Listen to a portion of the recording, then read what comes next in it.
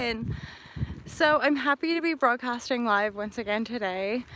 Thank you for those of you who were present earlier. I was definitely processing an emotion storm and really grateful for all your guys' love and support as per usual. So part of my circumstantial reality is dog sitting, and I'm in a coastal area of Portugal, and I am very aware of the current world stage occurrences on various levels of awareness, and I suppose I wanted to just broadcast a feeling of you're safe here, like we are all safe as long as we're safe. And the best thing we can do if we're not being directly impacted by the propagated news stories is to actually distance ourselves a little bit from those stories. Hey Darren, how are you? So, take some time to turn the TV off and, quiet reflection. Again, if it feels totally safe for you to go outside and spend some time by some trees or some parks or some grass and just ground in. Allow and give yourself the space and time to spend time with loved ones and share stories.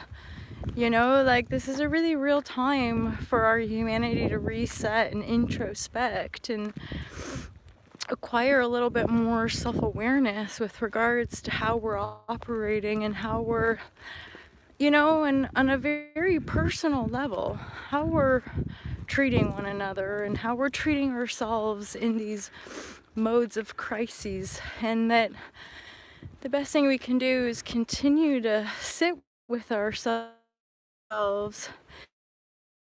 until we feel safe, until we feel compassionate, until we feel able to have grace for the situations that we find ourselves in, and ultimately be able to find a resonance field where we can eventually default into forgiveness, default into love and compassion and self-care, so that we naturally harmonize that and reflect that back for one another without any ego. And hence, as some of you were present with my emotion practice what I preach, that's why I'll continue to sit with my own shit and help myself heal from layers of resentment or layers of lack or possession, whatever that might be, whatever for each of us as individuals emotionally is coming up at trigger points.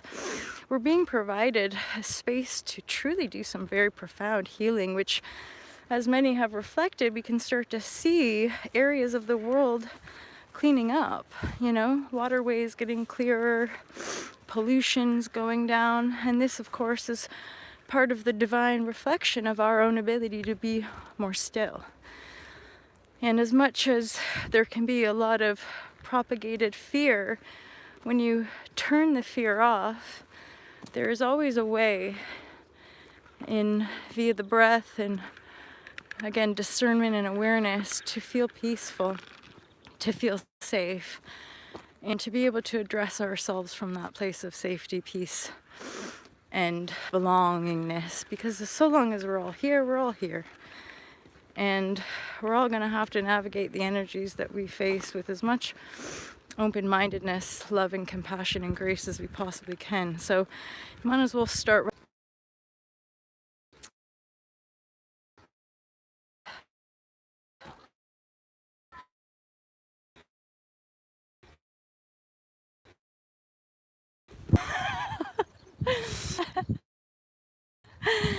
Oh, you guys, this community, this seriously high vibrashe community made up of my dreams, essentially, my cosmic awakenings, is now hala, manifest on earth, represent the love train. So yeah, I'm walking up a hill, possibly starting to get out of breath with the arm feeling like it might fall off soon, but not, I'm exaggerating. But what I was saying was like the love.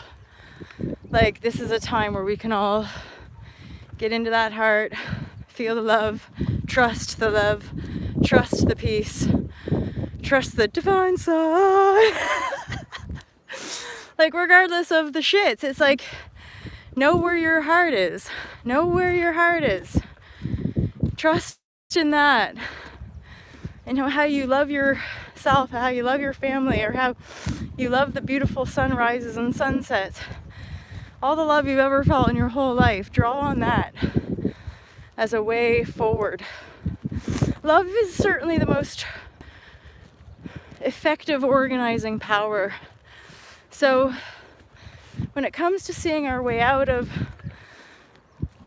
the perceived chaos, it's connecting the mental equipment to the heart, basically. And that, we know it, atonement, all the emotional healing that often needs to occur for us to anchor into the heart space and align the mind and actions with that. It requires courage, it requires resilience, it requires discipline and awareness.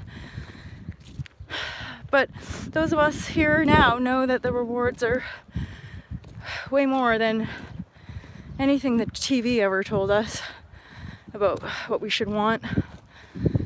And like, oh, see, like sometimes I bring myself to tears of gratitude because I'm like here, just like, what more do we want than a healthy planet? What more could any of us want than healthy, loving? I was meeting someone new and we were talking along these levels because these are the only people I meet now, really. And I referenced a quote from a documentary series called One Giant Leap. And the speaker was basically saying that they did an interview process with hundreds of dying patients. And in these interviews, not one said that they regretted not making more money. Not one said they regretted not working harder.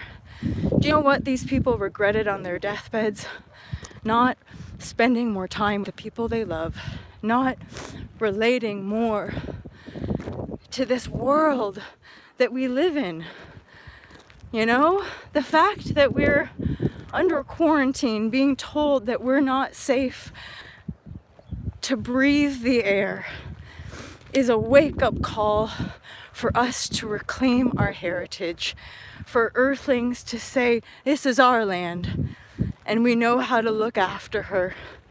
And whether you close our borders and close our stores, we know how to survive here, because that's the truth of the blueprint of our own existence.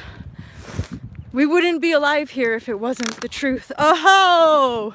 Aho! Aho! So my battery is dying and I'm getting a massive download. My heart is really, really open right now. So I'm just gonna enjoy the walk and just send all of you and all of this world and all of this cosmos so much love and grace. Because the truth is, it's all forgiven. It's all forgiven. That's the grace of God. Like the truth of the knowing.